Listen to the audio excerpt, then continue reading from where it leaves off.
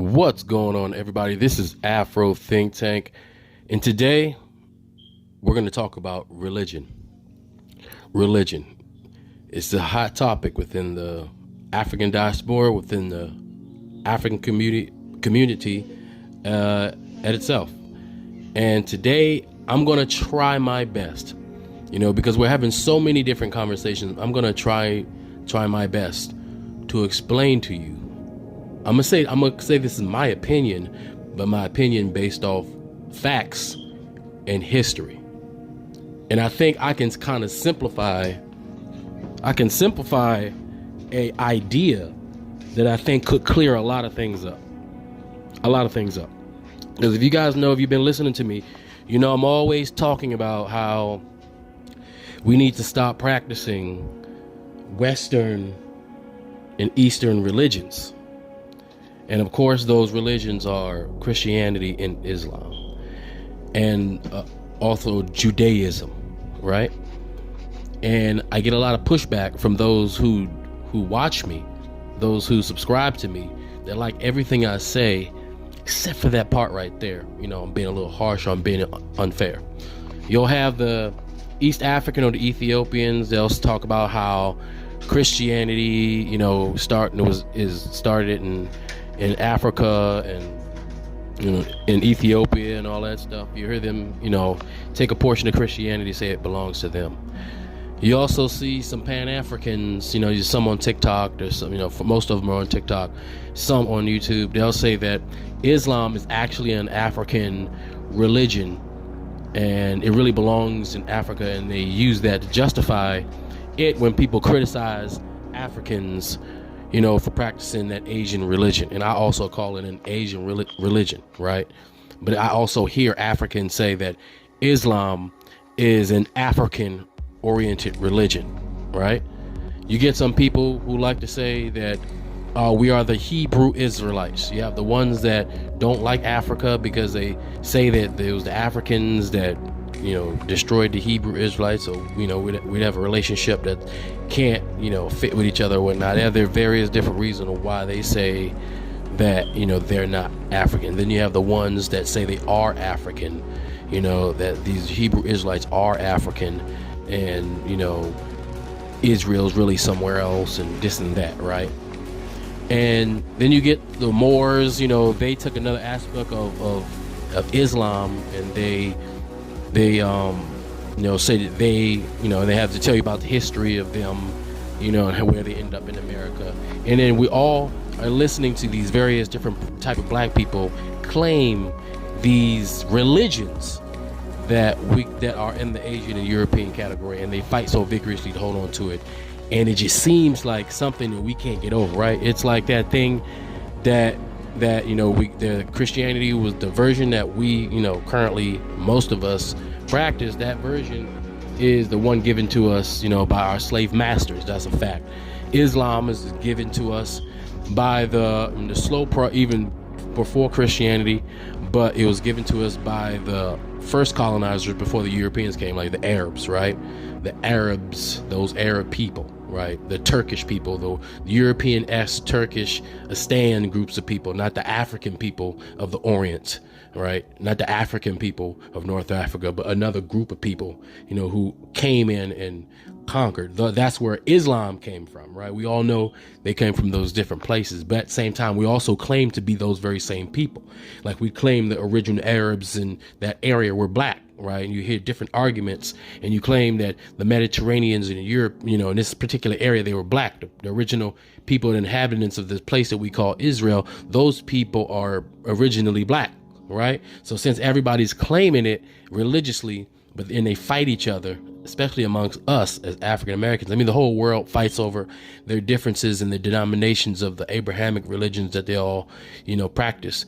When the delineation from the various different denominations of these religions become so vast that they become their own religion. You know what I'm saying? Because they're all different, because if they're all Abrahamic religions, but they're all basically denominations of the same thing. It's just some are so vast and different within the same vein of the same Abrahamic religion, they get to be called a different religion. But in actuality, these are all a collection of stories of supposedly a historical point in time, right? That are supposed to be spiritual and very important within the existence of humankind, who we are, where we're from, and all that stuff. Now, here's the crazy part. Why I say we need to go back to African traditional religions, and I get so much pushback, is because over time of our colonization and our Arabization, right, we have accidentally taken on the culture of, our oppressors and colonizers, and equating that with the religion, right? As the Arabs, the Africans, they have taken over. They practice Arab culture, right, and call that Islam. But that's Islam, the religion, and Arab culture is two different things. That's the point that we have. We have African Americans who take on European culture, right, and they do it religiously, right, and that over here is an issue, right, on the Christian side. Same thing happens in Europe when Africans take on European culture, right, and their religions. It seems to do something to us. But if you notice, Africans, when practicing the religions of various other people's cultures or religions, we tend to practice it in the most peaceful way, and we tend to practice the most peaceful versions of those said religions, and we amplify the spirituality within all those religions more than the originators of those religions. Have you ever noticed that?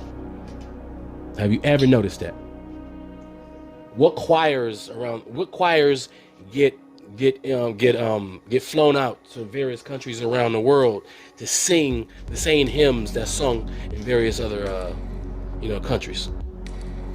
African American choirs. Black people practicing Christianity and singing, right? And singing. What artists get flown out around the world on a regular basis by standard to perform for all these people, for the world? That's known for the world. Black people, right? No matter what genre it is we play. How many actual genres have we not invented in America? I want you to think about that. I want you to think about how many Hollywood movies, and follow me here, how many Hollywood movies have you seen that seem to just depict Africans with painted skin? Avatar? How many movies have we seen other groups of people without any shame represent African people and African culture in their movies, in their fantasies? Because movies are a manifestation of a man or one man's imagination, what they can conjure, right? Same as religions. When they manifest it, what they can conjure up utilizing their imaginations, right? Same thing as writing books, utilizing their imagination. Everybody has to utilize their internal imagination, and their innermost desires comes out in those imaginations, willingly or unwillingly, because there's going to be a bias there. So what color is the sign or the color for mastering of something, achieving something? Black, right? Black has always been the pinnacle of anything, martial arts, right? And if you want to say, okay, we're by definition, we're going to act stupid and don't know what black mean, everybody's brown. Well, what's right underneath brown in those same institutions? Brown, right? Brown belt, martial arts. So either way, it's the same thing. All right. Look at the influence that we hold, even though we are, AKA, quote unquote, some of the most persecuted groups of people on the planet, some of the most helpless group of people on the planet, some of the most impoverished groups of people on the planet, some of the supposedly least powerful people on the planet, with the weakest countries and the weakest communities and the weakest everything, right? But somehow we still wield such overwhelming dominant influence in the world, no matter what we do in any industry that we participate in, for some reason, naturally, by default. All right? Just sit back and think about all of that for a minute. Let's go back. Who is considered the archetype the standard of European greatness in society and intellectual renaissance. The Greeks. Now, take that, put it in a placeholder. Who did the Greeks get their entire culture, all their sciences from, and unapologetically told us in stone, in scribe, in book, in manuscript, in article, who they got it from? Everything that they ever owned, everything that they ever made, everything that they ever discovered, every breakthrough they ever had, all of it came from who? And came from where? Africa. Why is it even in the religious books? Why is the Messiah? Why is most of all the activities still happening? Where? In Africa. All right. So we know that we are our ancestors, and they are also their ancestors. Right? So the problem is, what we have been doing is we have been taking on their versions of African culture. And now let me explain to you what African culture is. The thing that Christianity and Islam, the thing that we praise so much, tells us not to see as valuable. Keep in mind, the children religions of our culture is saying that the source of their power is not valuable to us, and we should not pay attention to it, and we should not think about it or care about it. We should see it as evil. That's what they tell us. That's why I get so much pushback when I pump African spiritual religions. And keep in mind, most of the pushback is from people who don't know the first thing about true African spiritual tradition. The people that talk trash about voodoo don't know anything about it. The people that talk trash about voodoo, they don't know anything about it. The people that talk trash about Ifa, they know nothing about it. And so on, and so on, and so on, and so on, and so on. Now, what I have learned is that if you go to Nigeria, for example, you start learning the Ifa, you start learning, how religion really works in Africa, and why it was so easy for them to get us to stick to jump into all of this. I figured it out. Why is it so easy? Why are the black people in America, the black people around the world, seemingly so susceptible to foreign religions and taking it on so easily and amplify it so easily, so readily, right? Knowing that we have a rich and vast and long culture, right? It's amazing and perplexing for most people who've come to this point to realize, like, why? I figured it out. It's because it's easy for us, because it's just our culture. It's always been our culture. Religion and spirituality are two different things, right? This is what an African, I want you to listen to me, and I'm going to tell you, this is what African religions, because even if you call African religions, some Africans would be offended because we didn't have religions, right? But people are missing this in translation. So I'm going to try to, this portion of the conversation, which I think is the most important, this is when it needs to be explained better by religious historians, people who do religion. This is what needs to be explained. African religions have a continuity with each other, right? They're all different, but they have a continuity with each other, because what we would call African religions are actually just Africans' culture. Africans didn't have religions. We are literally the book that you're reading. We are the main character. All the gods, all the deities in these African religions that you see depicted on TV, all of them have a continuity about each other. And they all pretty much meant the same way in different things. These are African cultures. These tribes and kingdoms were the cultures. The religions that we call, the way we call it religion, it was literally a culture. And when they depicted anamorphic or other type of morphic pictures of nature and animals, those were just pictures for you to remember the allegories. They were basically allegories of principles to live by. They were allegories of nature and how it works, and how we're supposed to live with nature, and how we're supposed to live with each other, It was the code of conduct of every different group of African people groups within their respective African cultures. And they all had their manifestos in how to live a decent life on this earth as spiritual beings from a different dimension, who come back over and over again to experience what we call this third dimensional life from a higher place in the universe. And that we're supposed to live down in this three-dimensional plane of nature together. And we're supposed to have a code of conduct while exploring the greatness of life. The reason why we're all down here. And all of our cultures have different ways of basically saying that.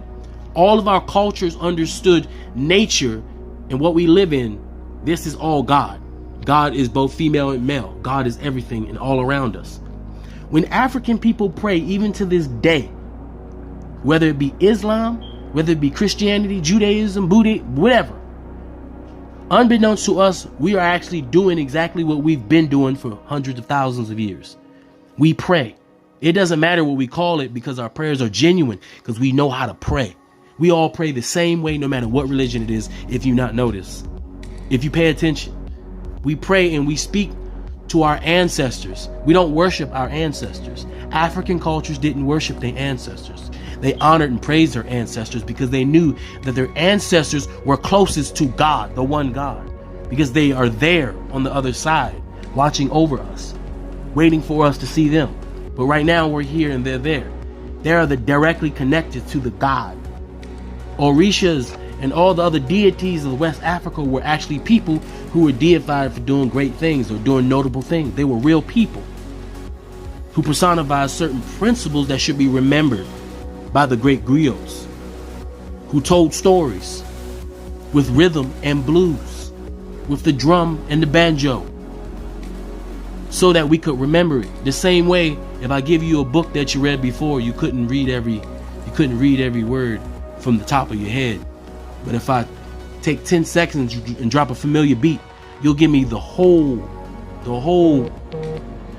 words of the song on beat, somewhere from in your brain. Somewhere you went into a file and pulled out the entire song from hearing this beat for 10 seconds. You may not have heard the song for 10 years. So which one of those things are more effective? Reading it or singing it with a beat and with some rhythm? You can be the judge of that. Right? But that's what African religions believe. And what you would call witches, what you would call demons and sorcerers, were medicine people. People who knew how to go into the ground, to the earth, and pick out the things that we needed to survive. Pick out the things that we needed to thrive, to do this, to do that. What do our pharmaceuticals do now? What do? They go into nature and they synthesize it. They go into nature and they synthesize it. That pill is for something synthesized from nature. Medicine men knew how to just go straight to nature. And that's what we do, right? Root work. That's why they don't want you to know that you can heal yourself, because they want you to go into the church, put money in the bucket, because that's supposed to heal yourself. They don't want you to know how to take care of diseases, because they want you to go to the hospital and pay that money so they can give you the synthesized version, which you could have went and probably got for free or grew in the backyard. All these things stolen from African culture and various other cultures too. The thing is, there is evil with it. A person who can make something can heal you also can make something that can kill you. That's why we have principles. That's what the religion's for. There are things we can do that's evil, things that we can do that's good. We can create those experiences on this earth while we're having these experiences as spirits. Spirituality. Africans understood we were spirits in this reality. Right? And so when I say getting back to African religions, you got to kind of understand what it means when you say African religions. It's not really religion, it's the culture. And I see it, it's still in the culture. When I was at that shrine, the Ifa shrine, and I was getting honored, I felt African culture. I felt like I was in a Baptist church. Didn't need to praise Jesus. We pray anyway. We can praise Sam and it be just strong as Jesus. We could put the word at the end of any of our prayers, and it's still going to go where it's supposed to go, because even in religions, they say God has many different names. So we're covered. So unknowingly or knowingly, we've been praying to the right one. But it's just that we've been allowing these institutions that wrap our culture, that take their carbon copy version of our culture, and they wrap it up and they turn it to religions and they feed it back to us in order to take advantages of us after they change the names, after they change the locations and translation, after they put the words in and the words out that they wanted so it can fit their narrative. You know how they do in every Hollywood movie, they have got to do Egypt. You know, the History Channel that's supposed to be taken seriously, but they're saying the pyramids were built by aliens. That's supposed to be a respected channel, institution of higher learning in America. They don't have any historical integrity, and they'll allow shows like that to take place. Why? Because it's propaganda. They really don't want you to know that every one of these religions that you're practicing is a carbon copy, perverted, different version of African culture that you don't even need to worship because you just are. And if you went to Africa, you would see that that African culture is right there underneath, holding the foundation of all those false cultures that we call religions that we're worshiping today. That's why it's so easy for us to take it. It was familiar looking. Christianity is familiar looking. Them hymns is familiar looking. Islam is familiar looking. It's familiar looking. Preaching is and praying is familiar looking because Africans pray. They just pray. They don't need to put a deity or a God in front of it. And sometimes they put a deity or a God in front of it. The story of Jesus Christ is just as easy as any other story of deities that some Africans worship as principles or as guides to how to be a good spirit on this life, are supposed to act, or how you're supposed to interact with nature as far as your relationship. So I see why it was so easy to throw an extra God up in there. You know, but you know, that false, fake religion that's really a carbon copy of African culture has poisoned us. It's poisoned us. Just like the food that we eat today is poisoning us, right? They tell us it's not real food, is it? It's synthetic. So I think we need to get rid of the synthetic religions, and we need to get back to the root, which is our African culture. And all those things that you hold on to, all these religions that you can't let go because you think you're going to go to hell, understand that you'll get caught on the other side because you'll be running to the root. You'll be in the root. You'll be in the juice of it. You won't be missing nothing. You'll be gaining everything. And that's what I want you guys to understand. That's what I'm talking about. And as soon as we figure out, then we can be like, oh, damn, that's why it makes sense now. Oh, of course, the people who will be, it may not be no real Jews, right? The story, that story may never happen, right?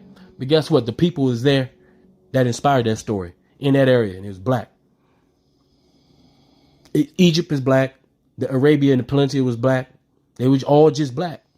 The story comes from a black land. Of course, everybody's black. That's just what it was.